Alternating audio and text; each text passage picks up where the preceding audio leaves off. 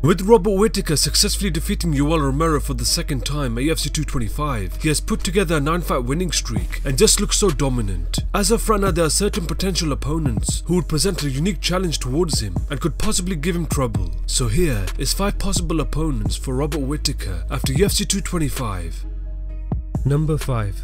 David Branch is the number 7th ranked middleweight in the UFC, who is also the former World Series of Fighting middleweight and light heavyweight champion. He is mainly known for his grappling skills, but in his last fight he was able to stop the Brazilian bulldozer in Thiago Santos with some vicious punches to get the knockout victory at UFC Final 128. It finally looks like he has settled well in the UFC, and he's starting to show what he's truly capable of. With Robert Whittaker sidelined due to injuries, David Branch could easily rack up a few more wins and possibly earn himself a title shot.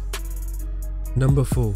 Luke Rockhold is the number 2 ranked middleweight in the UFC, who was scheduled to face Robert Whittaker for the middleweight title UFC 221. But just a couple of weeks before the fight, Robert Whittaker was forced out of the bout due to injury and was replaced with Yoel Romero. In the fight, Luke Rockhold would brutally get knocked out and is currently injured on the sidelines. If Luke Rockhold fought Robert Whittaker UFC 221, it would be interesting to see how Luke Rockhold would have done against Robert Whittaker with his excellent striking and overall how this fight would have played out. With both fighters on the sidelines, this could be a potential option for the middleweight title, as both fighters have unfinished business with each other.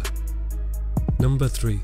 Yoel Romero is the number 1 ranked middleweight fighter in the UFC, who has dominated everyone he has faced apart from Robert Whittaker. He has fought the champion twice and has lost both times. Many people disagree with the decision at UFC 225, where they think that Yoel Romero should have walked away with the victory. Although Robert Whittaker was the busier fighter, Yoel Romero had some big moments in the fight and had Robert Whittaker hurt many times during the course of the 5 rounds. A rubber match could be a potential option, as both fights delivered an action-packed war.